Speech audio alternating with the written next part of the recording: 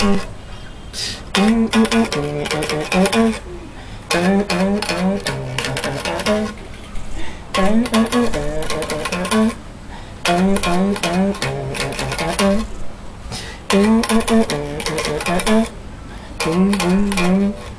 this is Andrew Joseph Campbell, and you're watching Big Stone in the Street. Saying, yeah man, up, up, everything, up, up, up. Same side go. Don't leave the dial. Yeah man, this is Andrew Joseph Campbell, and here with Big Stone, you know, a bass player, playing bass for this year, gonna make maybe over 30 years now. I'm playing the bass and thing. Well, I was born in Kingston, 13 era, yeah, Whitfield Town, and go to school there, Greenwich Primary, left from that school and go to Papine Secondary. It's become a high school now, yeah man, and from ever since I've been playing the drums, kete, from a youth coming up, you know, I used to play the Naya Bingi, playing it and everything, and my father told me, I see this guitar in the house, and my father told me that he don't want the guitar no more, he don't have the time to play the guitar and everything. And that's when I take the guitar and realize that, hey, I can do it, I can play it, you know, and I'm very quick with the hearing, like play anything, like I could hear ba-doom, ba-doom, doom, doom, and I just start playing, you know, and that's when everything began as a bass player. So the guitar, the bass guitar used to have 6 strings.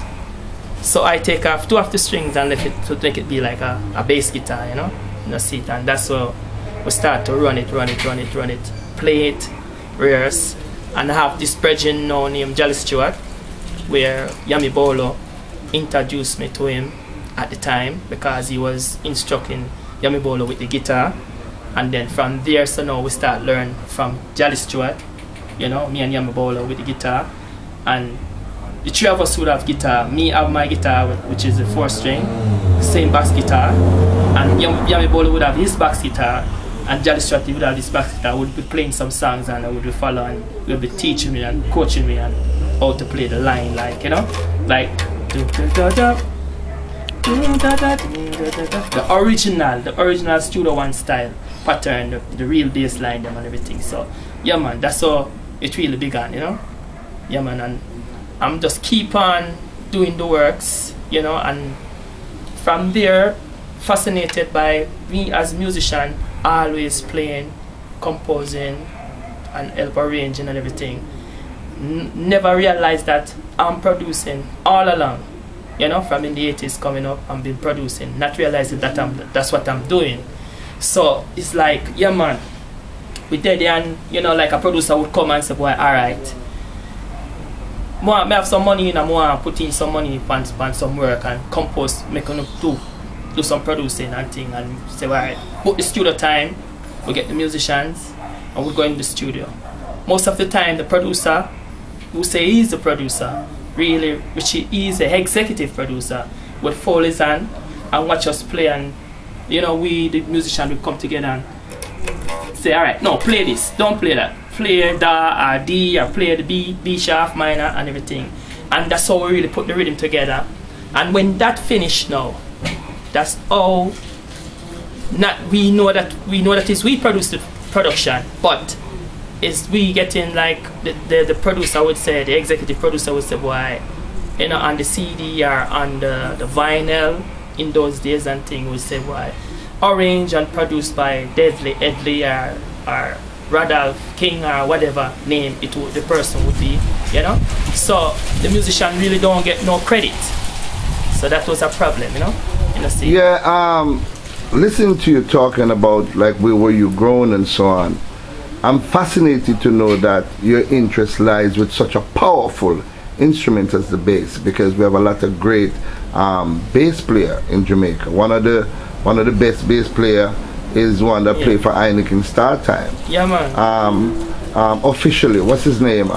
We the People. Light Parks, We the People. It's one of my good, and then Bassist Gardner. Yeah man, Bassist Gardner is another. I mean, the man that play in the studio still, you know. Light Parks, yeah, Bassist Gardner. Light Parks and Charlie One.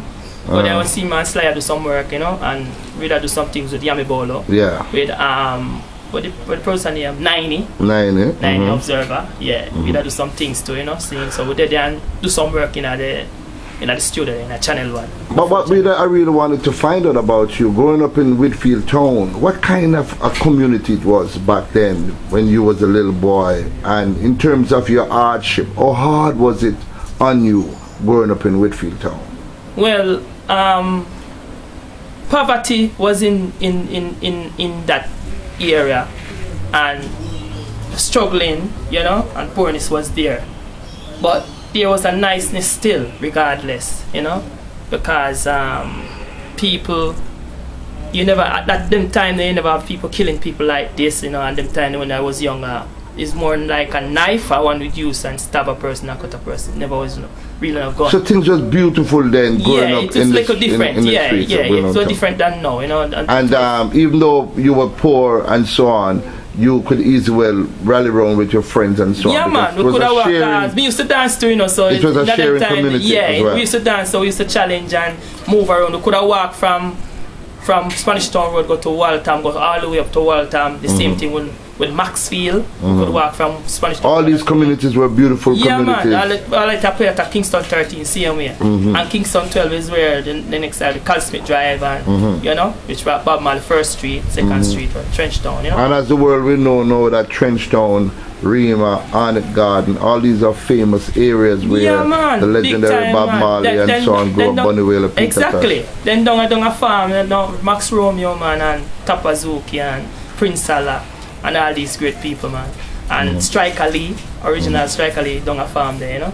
So you have a set of musician, artists, producers from down by the farm, the Greenwich farm, you know. What band did you play with after you mastered the instrument now and know that you could play well enough to play in a backing band? Well, what band was your first band that you played? Alright, my first band, you know, say, we did have a drum machine. My first little band thing, you know, we did have a drum machine.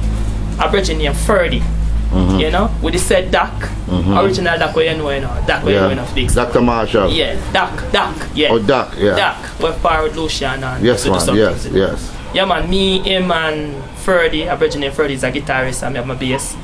And we hook it up to the system that him have, my little system.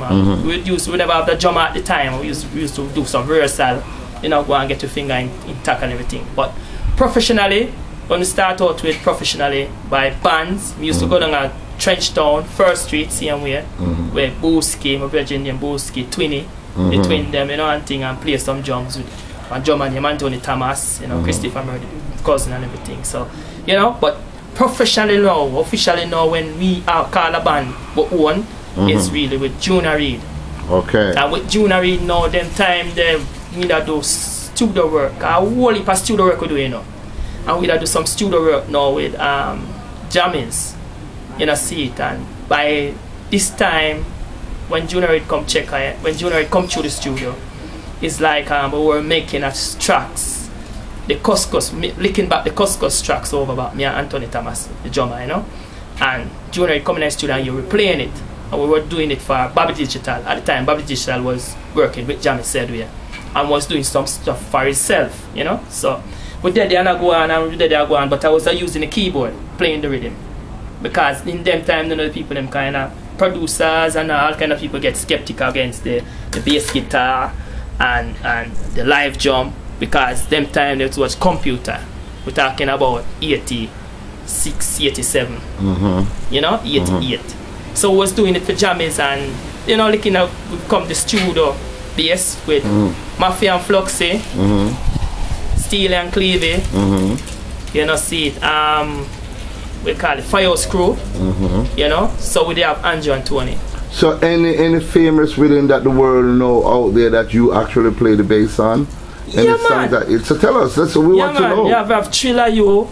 Which song? You remember the song? No, I don't quite remember the song. But the artist that you hit with, yeah, artist Thriller You. Couple artists well, you know, Levan Gibbons and you know, and you know, see it Almal Tibet in them time there, you know, you know, see it. Couple artists well in those times. But with Junior Reid now, when Junior Reid come in the studio now and Siri playing the tracks and everything, Because Shabba Rankin was making the rhythm for Shabba Rankin at the time. And he did the song on the rhythm. And he go with like him and say, "Me no so man, woman ni run down tell her, man them for run up and down." Yeah man, big song with the play that we play that tracks, you know. That's it. So we play a lot of tracks. So we did there and Junior said, "Why you know some want a band? I love how I play and I love the vibes now. We're ready for your band right now. That him just leave Black Row. Just leave Black Row. You know, see it and ready and everything." And we said, "Why, yeah man, we're interested for playing our band too, because we just don't want to do the studio work alone. We don't want to have a band. We don't want to balance it to tour, bands, and in the studio." You know, see it, because in the studio when we were there in the studio, it was very, very fascinating. In the studio, to compose and arrange. Yeah, it's a beautiful, I love studio. Nice man, and arrange and compose and say, "Alright, this can work. No, we could show this, put this and rearrange and come back again." And we'll do that in no time. You know, it's not, we don't have to take a whole day to make one rhythm. We can make 5 rhythm, 6 rhythm in a couple of hours. So Junior Reid was your first actually big gig that you went on tour? Yeah. All over the world? Yeah, countries like where? Yeah, Canada, Antigua, Montserrat, you know? You know, see it. Mostly, and then we do the island tour too. We do some island tour with the One Blood. Okay, One Blood tour. Yeah, with the One Blood tour on the islands. I noticed that you're a Rastafarian. I see Natty dreadlocks flowing. Flow that Natty dread, let me see your Natty dread there. Look at that locks up, you see that Natty there. Because enough Natty that you know. I whole heap of years of Natty that you know. Yeah, man. Tell us about Rastafari and how they came to sight Rastafari. Yeah, man. Well, it's a vibration, you know, and the vibration, it have a spiritual, it have a clean, and it have a it here, you know, where does one find certain things inside. Yeah. And it's not an external thing, you know, it's something that you find inside wherein you see yourself different. You know, see it, you see you're worthy, and you see the value of yourself, you know. God, you have to check yourself, you know, and see the value of yourself. You know, say, well, God talk to me, and talk to me in myself, you know, inside. So I feel that vibration when God talk to me and show me, say, well, listen, you know, this is what I do, because I never like when people hurting other people.